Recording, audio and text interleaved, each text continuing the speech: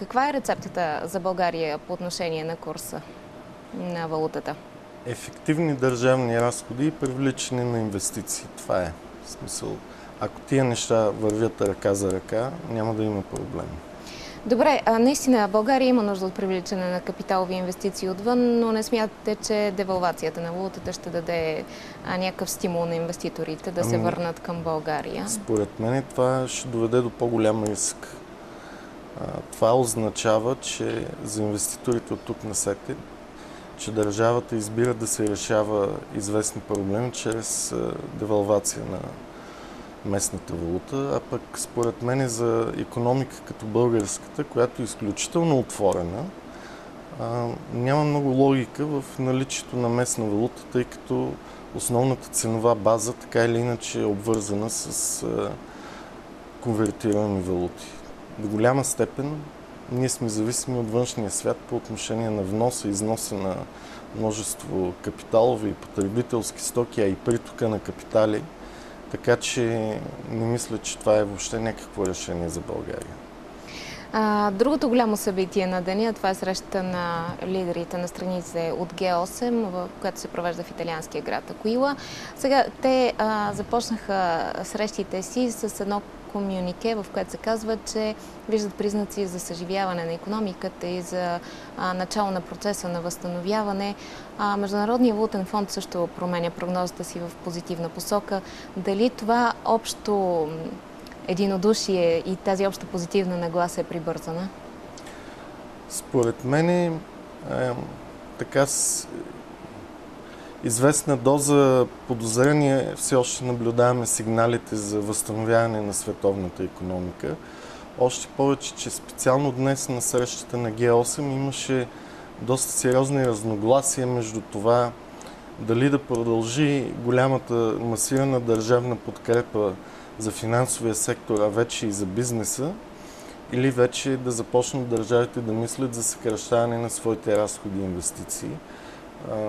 САЩ, Великобритания и Русия са на мнение, че тази подкрепа трябва да продължи, защото изхода от кризата не е близо, докато някои други страни казват, че да, това може да е вярно, но нашите бюджетни дефицити и дългове растат и това създава пък проблем за бъдеще, евентуално увеличение на данъците или някакви други мерки за управяне на дефицита.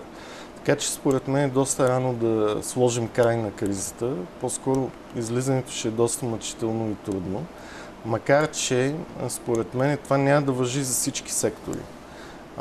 За мен особено перспективни са секторите енергетика в частта така наречена зелена енергетика или от възобновяеми енергийни източници, което се подкрепи от друго решение на Г8.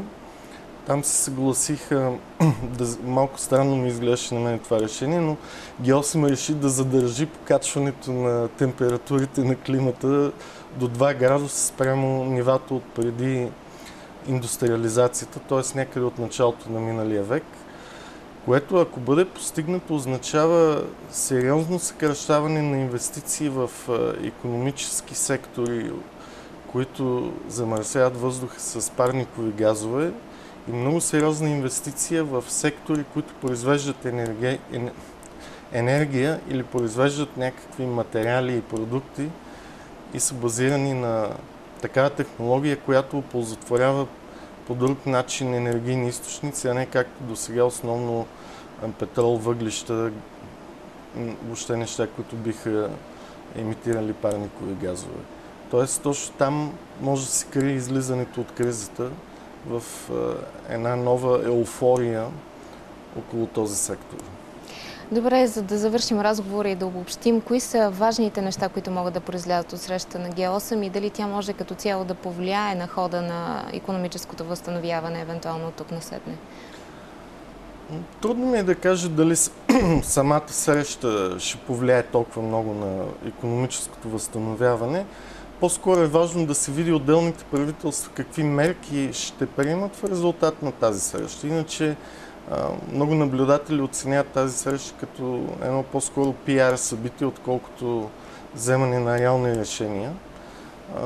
За мен нещата са подготвени предварително и евентуално се обявяват частично на тази среща, но въпросителните са много и трябва да гледаме как водещите държави приемат в местните си правителства и парламенти определени мерки, което всъщност ще е доказателството за въвеждането на тези политики и евентуално за изхода от кризата. Добре. Благодаря за участието и за